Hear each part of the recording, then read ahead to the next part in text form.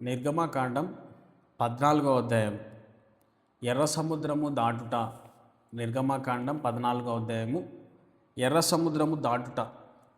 మరియు యెహోవా మోషేతో ఇలాగు సెలవిచ్చెను, ఇశ్రాయేలీయులు తిరిగి పీహా-హిరోతు ఎదుటను అనగా మిగ్దోలుకు సముద్రమునకు మధ్యనున్న బయల్షెపోను ఎదుటను దిగవలనని వారితో చెప్పుము. దాని ఎదుట సముద్రమునొద్ద వారు దిగవలను. ఫరో ఇశ్రాయేలును గూర్చి, వారు ఈ దేశంలో చిక్కుబడి ఉన్నారు, అరణ్యము వారిని మూసివేసినని అనుకొనును. అయితే నేను ఫరో హృదయమును కఠినపరచెదను. అతడు వారిని తరుముగా నేను ఫరో వలనను అతని సమస్త సేన వలనను మహిమ తెచ్చుకొందును. నేను యెహోవానని ఐగుప్తీయులందరూ తెలుసుకొందురనెను. వారు అలాగూ దిగిరి. ప్రజలు పారిపోయినట్టు ఐగుప్తు రాజునకు తెలుపబడినప్పుడు ఫరో హృదయమును అతని సేవకుల హృదయమును ప్రజలకు విరోధముగా త్రిప్పబడి, మనం ఎందుకు ఇలాగూ చేసితిమి, మన సేవలో ఉండకుండా ఇశ్రాయేలును ఎందుకు పోనిచితిమని చెప్పుకొనిరి. అంతటా అతడు తన రథమును సిద్ధపరుచుకొని తన జనమును తనతో కూడా తీసుకుని పోయెను. మరియు అతడు శ్రేష్టమైన 600 రథములను, ఐగుప్తు రథములన్నిటినీ వాటిలో ప్రతిదాని మీదను అధిపతులను తోడుకొని పోయాను. యెహోవా ఐగుప్తు రాజైన ఫరో హృదయమును కఠినపరపగా అతడు ఇశ్రాయేలును తరిమెను. అట్లు ఇశ్రాయేలీయులు బలిమి చేత బయలు వెళ్ళుచుండిరి.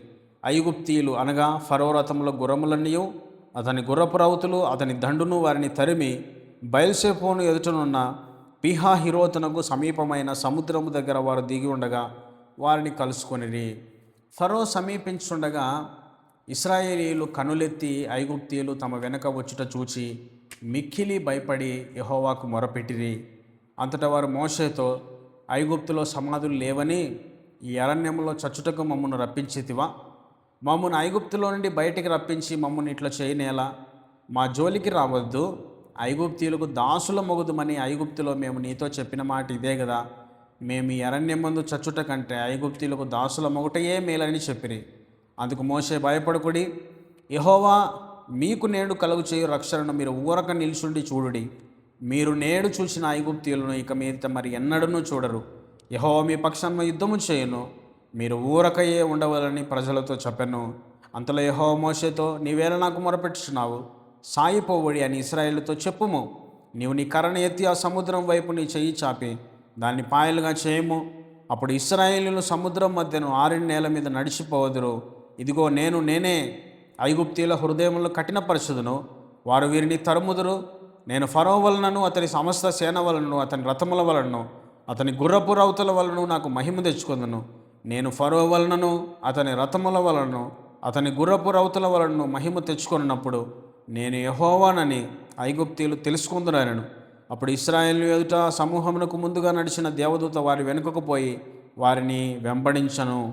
ఆ మేఘస్తంభము వారి ఎదుట నుండి పోయి వారి వెనుక నిల్చను. అది ఐగుప్తీయుల సేనకు నడుమ ప్రవేశించను. అది మేఘము గనుక వారికి చీకటి కలిగను గాని రాత్రి అది వీరికి వెలుగిచ్చను. గనుక రాత్రి అంతయు ఐగుప్తీయులు సేన ఇశ్రాయేలీయులను సమీపించలేదు. మోషే సముద్రం వైపు తన చెయ్యి చాపగా యెహోవా రాత్రి అంతయు బలమైన తూర్పుగాలి చేత సముద్రమును తొలగించి దానిని ఆరిన నేలగా చేసెను. నీళ్లు విభజింపబడగా ఇశ్రాయేలీయులు సముద్రం మధ్యను ఆరిన నేల మీదను నడిచిపోయేరి. ఆ నీళ్లు వారి కుడి ఎడమ ప్రక్కలను వారికి గోడవలే ఉండెను. ఐగుప్తీయులను ఫరో గుర్రములను రథములను రౌతులను వారిని తరిమి సముద్రం మధ్యమున చేరిరి. అయితే వేకోజామున యెహోవా అగ్నిమేఘమైన స్తంభము నుండి ఐగుప్తీయుల దండు వైపు చూచి ఐగుప్తీయుల దండును కలవరపరిచి వారి రథచక్రములు ఊడిపడునట్లు చేయగా వారు బహు కష్టపడి తోలుచుండిరి. అప్పుడు ఐగుప్తీయులు, ఇశ్రాయేలు ఎదుట నుండి పారిపోదము రండి, యెహోవా వారి పక్షమున మనతో యుద్ధము చేయుచున్నాడని చెప్పుకొనిరి. అంతలో యెహోవా మోషేతో, ఐగుప్తీయుల మీదికిని వారి రథముల మీదికిని వారి రౌతుల మీదికిని నీళ్లు తిరిగి వచ్చినట్లు సముద్రం మీద నీ చెయ్యి చాపమనెను. మోషే సముద్రం మీద తన చెయ్యి చాపగా ప్రొద్దుపడిచినప్పుడు సముద్రము అధిక బలముతో తిరిగి పొరలెను.